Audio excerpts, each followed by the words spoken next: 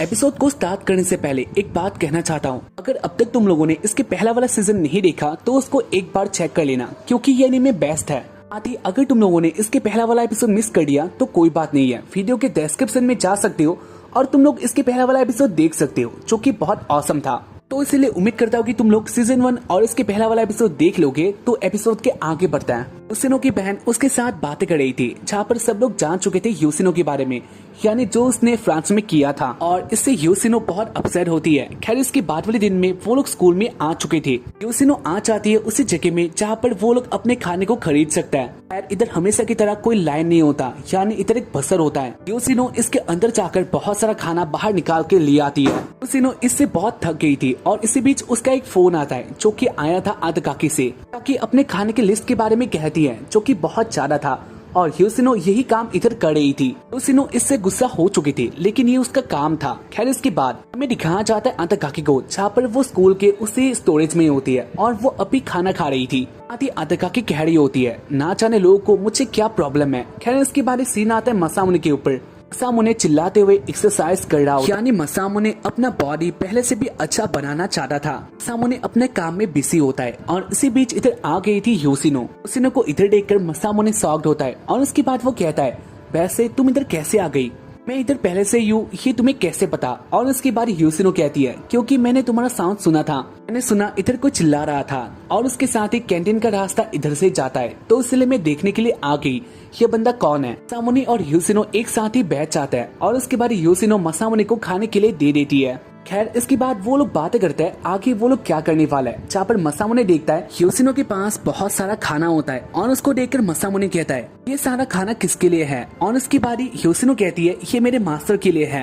यानी वो कह रही थी इतना सारा खाना आदकाकी अकेले खाने वाली है। और इसी बात को सुनकर मसामुने कहता है, हाँ वो पहले से चेंज नहीं हुई है। और उसके बाद यूसिनो कहती है, हाँ वो पहले से जरा सा भी चेंज नहीं हुई है, साथ ही आजकल वो अलग लग रही है, यानी वो बहुत ज्यादा गुस्से से रहती है और वो किसी के साथ इतना बातें नहीं करती। मसामुने जान चुका था जो उसने किया था फ्रांस में वो बहुत गलत था, यानी उसको ऐसा नहीं करना था, लेकिन इमोशन पहले होता है तो इसलिए उससे ऐसा हो गया। खैर उसके बाद यूसिनो कहती है, इतना ज्यादा बॉडी बनाने का कोई फायदा नहीं है, यानी वो तुमसे बातें करना नहीं चाहती, तो इसलिए तुम्हें कुछ और करना होगा। बात को सुनकर मसामुने कहता है, क्या आप कुछ कर सकते हो? और उसके बाद आदकाकी कहती है, जो ये काम है वो मेरे हाथ से जा चुका है, लेकिन मैं आदकाकी के साथ बातें कर सकती हूँ, यानी मैं उसके साथ इसके बारे में बातें करूंगी। इसी बात को सुनकर मसामुने हैप्पी हो चुका था। मसामुने कहता है, मैं जानता था तुम मेरा हेल्प कर सकती हो और इसके लिए बहुत सारा थैंक यू। यूसिनो कहती है, कोई बात नहीं है, लेकिन मैं इसके बारे में नहीं जानती आगे क्या होने वाला है। की बातों को सुनकर मसामुने शॉक्ड होता है, क्योंकि वो इस तरह से बातें नहीं करती। इसके बाद सीन आता है गुस्सो के ऊपर। वो फोन में बातें कर रहा था और इसी बीच इधर यूसिनो आ जाती है। यूसिनो गुस्सो के पास से जा रही होती है और उसके बाद ही गुस्सो यूसिनो को देख लेता है। गुस्सो उसके आगे आ जाता है और उसके बाद वो कहता है, वैसे तुम्हें कैसा लगा? मैंने सुना है तुम्हें घर में बहुत गालियां पड़ी है, तो तुम्हें कैसा लग रहा है? और इसी बात को सुनकर यूसिनो कहती है, मैं तुम्हें परवाह नहीं करती। और उसके बाद वो जाने लग गई थी, जहाँ पर इस सीन को देखकर गुस्सो कहता है, वैसे मैं तुम्हारा मास्टर का होने वाला फियांसी हूँ, तो इसलिए तुम्हें मेरे साथ अच्छी तरह से बातें करना ही होगा। जहाँ पर इस बात को सुनकर यूसिनो कोई आंसर नहीं करती, वो अपनी तरफ जा रही होती है। साथ ही यूसिनो को बहुत गुस्सा भी आ रहा था। खैर इसके बाद मसामुने अपने क्लास में आ चुका था और इसके बाद वो सोने लग जाता है। यहाँ पर उसको सपना आता है वो आदकाकी के साथ था और इसके बाद वो दोनों प्यार भरी बातें करते हैं और एक दूसरे की बाहों में आ चुके थे, यानी एक तरफ से उन दोनों का प्यार हो जाता है। लेकिन इसके बाद ही वो जग गया था और वो नीचे गिर जाता है, क्योंकि ऑब्वियसली मसामुने का मिशन रिवेंज लेना था, तो इसलिए उसे ये सब नहीं करना है। मसामुने चिल्ला देता है, जहाँ पर इसी साउंड को सुनकर सब लोग उसको देखने लग चुके थे। और इसी बीच उसके पास आ जाते फूजी। वो कहती है, क्या मसामुने तुम ठीक हो? मसामुने शर्माते हुए कहता है, हाँ मैं सही हूँ। और इसके बाद ही फूजी कहती है,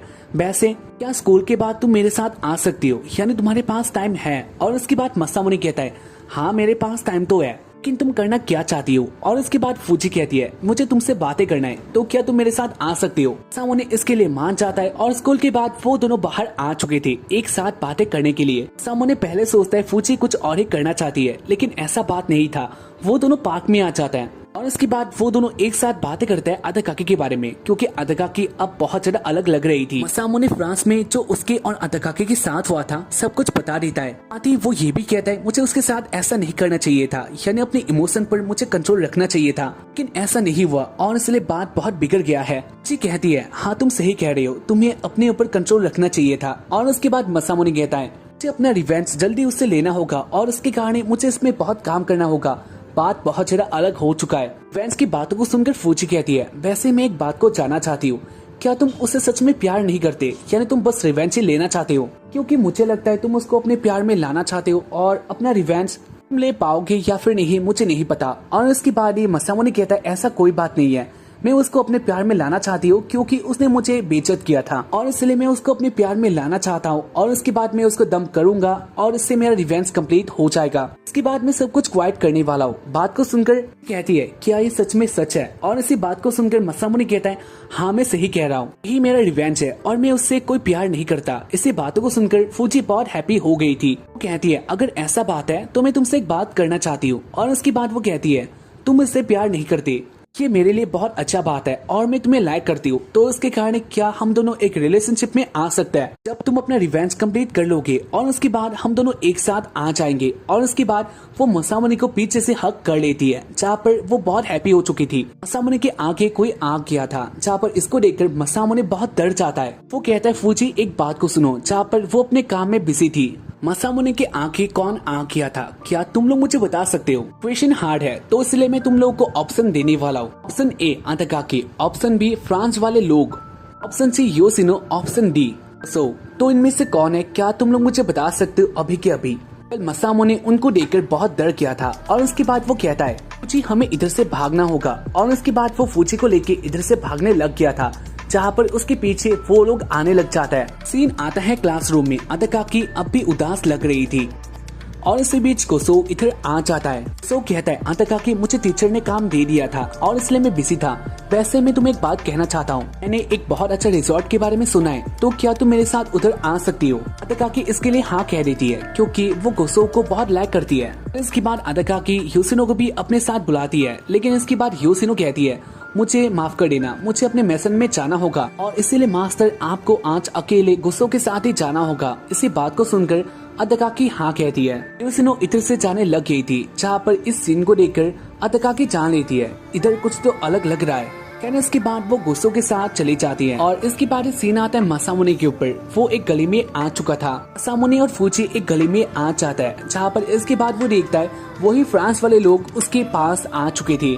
सामो इनको देखकर बहुत डर चुका था, जहाँ पर फूजी कहती है ये सारे लोग कौन है? सामो कहता है मैं इसके बारे में तुम्हें बाद में कहने वाला हूँ। और उसके बाद वो एक और तरफ देखता है जहाँ पर इधर भी वो सारे लोग आ चुके थे, यानी उन लोगों ने मसामो को घेर लिया था और इधर से मसामो भाग नहीं सकता। फूजी कहती है मैं तुमको थ्रो कर सकती हूँ और उसके बाद तुम बच जाओगे।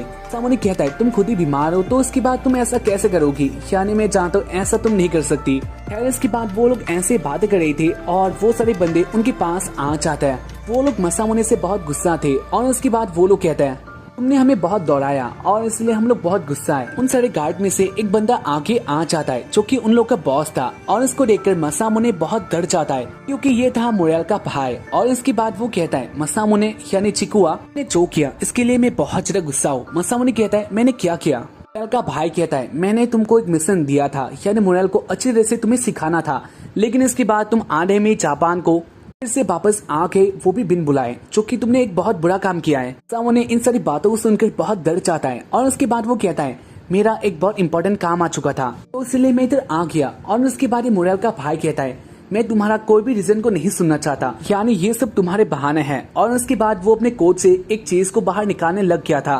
मसामो इस सीन को देखकर बहुत डर जाता है। वो सोचता है शायद से ये गन को निकालने वाला है, मसामो बस मरने वाला है। लेकिन इसके बाद मोरेल का भाई एक लिफाफा को बाहर निकालता है जिसके अंदर बहुत सारे पेजेस थे और इसके बाद वो कहता है मैं बहुत ज्यादा हैप्पी हूँ, यानी उसने कंप्लीट किया, लेकिन उसके साथ ही मैं बहुत ज्यादा गुस्सा हूँ क्योंकि तुम अपना काम अच्छी तरह से नहीं करते। लेकिन इसके बाद भी मोरेल ने अपना काम किया और इसमें लीड भी तुम ही हो और इसलिए तुम्हें ये देखना चाहिए।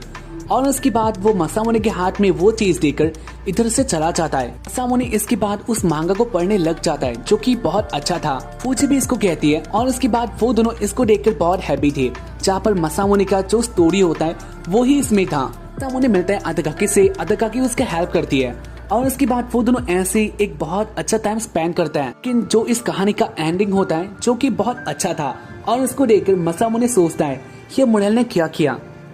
जो इस कहानी का एंडिंग है वो उससे बहुत अलग है, यानी ये एक हैप्पी एंडिंग है, लेकिन अगर देखा जाए उसके लाइफ में तो ये बहुत बुरा था।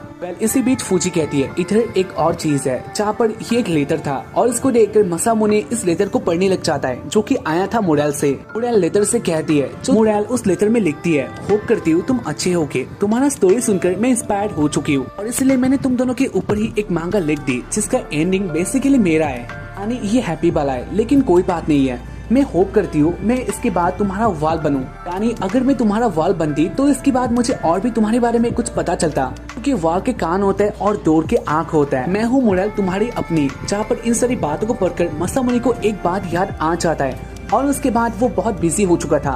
मसामोने कहता है जो इस कहानी का एंडिंग है वो रियल लाइफ से बहुत अलग है, लेकिन इसके बाद भी मैं एक बात को भूल रहा हूँ। मसामोने बहुत बिजी हो चुका था। वो कहता है फूजी मुझे इधर से जाना होगा और इसलिए मुझे माफ कर देना। और इसके बाद वो सारा मांगा और वो लेटर लेके इधर से चला गया था। गोसो, अदाकाकी और उसके फ्रेंड एक साथ रेस्टोरेंट पे आ चुके थे और इसके बाद वो लोग बातें कर रहे होते हैं। उनका टॉपिक था फ्रांस के बारे में, यानी पास ही में गोसो, अदाकाकी और उसका फ्रेंड ने फ्रांस का टूर किया था, इसलिए वो लोग अदाकाकी के फोटोज को देख रहे होते हैं जो कि बहुत अच्छी आई थी और इसलिए वो लोग अदाकाकी का तारीफ कर रही थी, यानी अदाकाकी तुम बहुत ज्यादा क्यूट हो। ऐसे वो लोग फोटोज को देखकर बहुत ज्यादा इंजॉय कर रहे होता है। पर इसके बाद उनका टाइप आ गया था ग्रुप वाले में, यानी ग्रुप फोटोज को भी वो लोग देख रहे होता है जहाँ पर गोसो इधर नहीं होता और उसको देखकर उसके फ्रेंड कहता है, यार गोसो तुम कहाँ पर हो, क्योंकि हम लोग को पता है तुम भी उस टूर में गई थी, तो इसके बाद तुम्हें अदाकाकी के साथ होना चाहिए था, क्योंकि तुम ही उसके होने वाले वो हो, तो इसके बाद तुम कहाँ पर गई थी।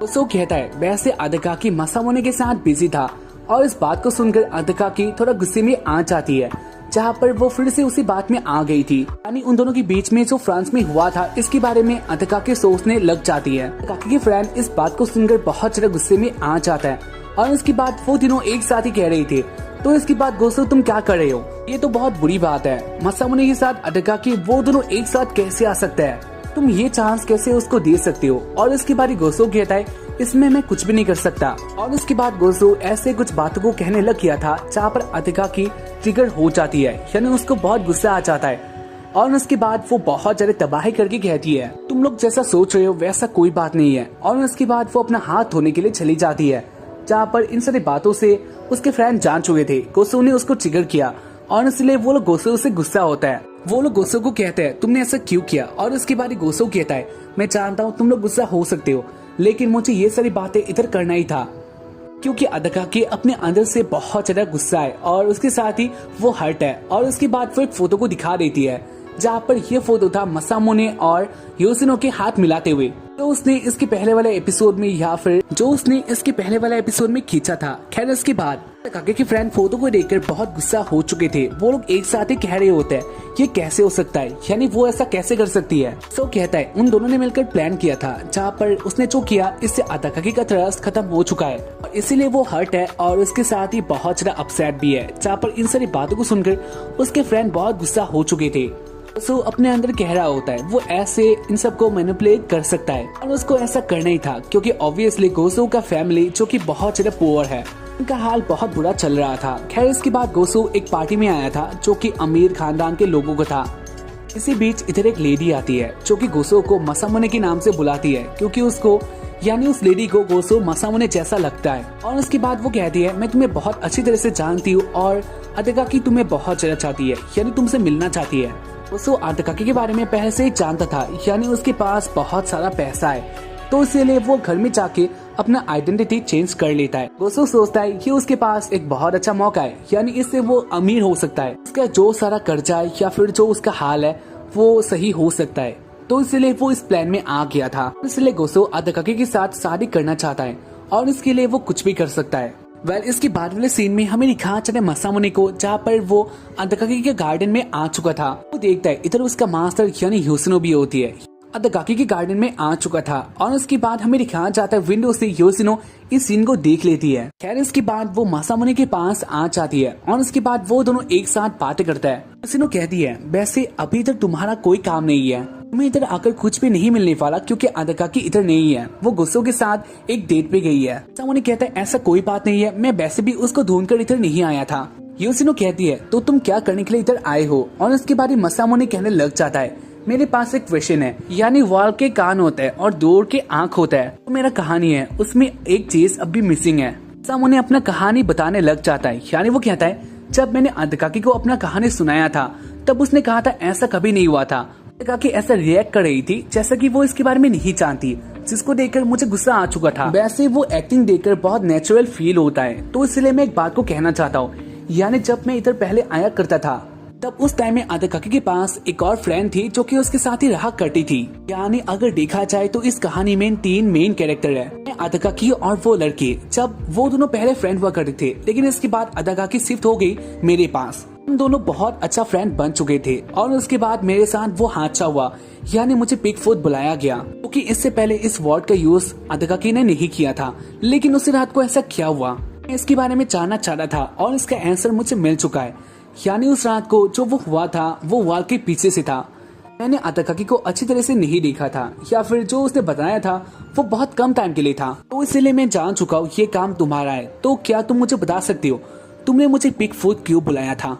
योशिनो बात को सुनकर बहुत ज्यादा शॉक्ड हो जाती है। एपिसोड का खत्म इधर ही हो जाता है, तो एपिसोड को लाइक कर देना अगर अच्छा लगा है तो। बाकी हम लोग मिलते हैं इसके बाद वाले एपिसोड में, तो तब तक के लिए बाय, जय हिंद, सायोनारा, और X2 लिखना मत भूलना क्योंकि ये आज का कोड है, क्या लिखना, एंड मिलता है, बाय।